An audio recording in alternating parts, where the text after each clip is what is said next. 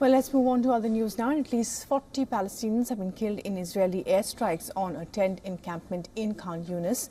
The Gaza health authorities have said they claim that a designated humanitarian zone, the Al-Mawasi-based encampment housing displaced Palestinians, was hit by at least 4 missiles.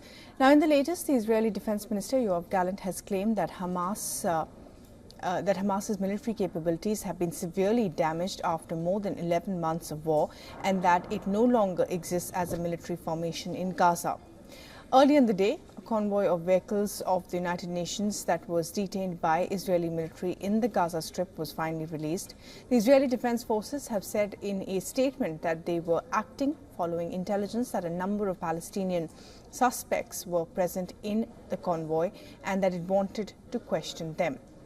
Now, Philippe Lazarani, the head of the UN Agency for Palestinian Refugees, or UNRWA, has said on X that the convoy was stopped at gunpoint just after the Wadi Gaza checkpoints and held for more than 8 hours, despite prior detailed coordination. During this time, Lazarani said bulldozers caused heavy damage to the UN armored vehicle.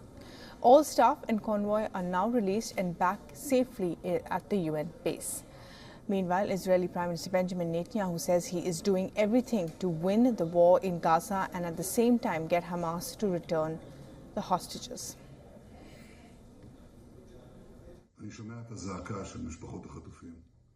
I hear the cry of the families of the hostages. I hear the cry of the families who have lost what is most dear to them. My wife and I go to heartbreaking meetings that just breaks our heart to pieces. I hear, I listen. I don't judge either. And I'm doing everything to return the hostages and to win the war.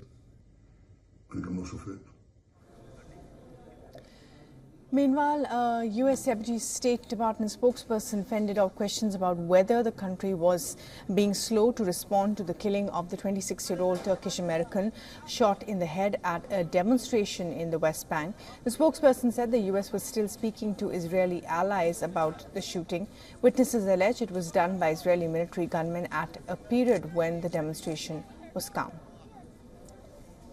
Well, we still don't know with full certainty what transpired and what happened, and that's why we are working to get as much information as we can, as well as encouraging our partners in Israel to quickly and robustly conduct and conclude their process and make their findings public so we can understand what happened.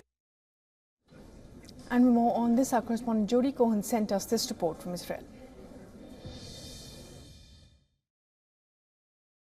The IDF has said it targeted a command center that Hamas had embedded inside the humanitarian zone and that it took multiple steps to minimize harm to civilians. The head of UNRWA has suggested that the polio vaccination campaign in Gaza could be paused. That's after the IDF stopped an UNRWA convoy, it said, due to intelligence that unauthorized Palestinians had snuck onto a vehicle. Meanwhile, an anonymous US official has reportedly suggested that the US is growing frustrated with Hamas's demands, but that they hope Qatar could influence a more reasonable position. On Israel's northern border, Hezbollah claimed responsibility for a barrage of rockets and a drone strike that hit a residential building. And Israel has presented CENTCOM Chief General Kurilla with plans for a potential Hezbollah operation. This is Jody Cohen for WION World is One.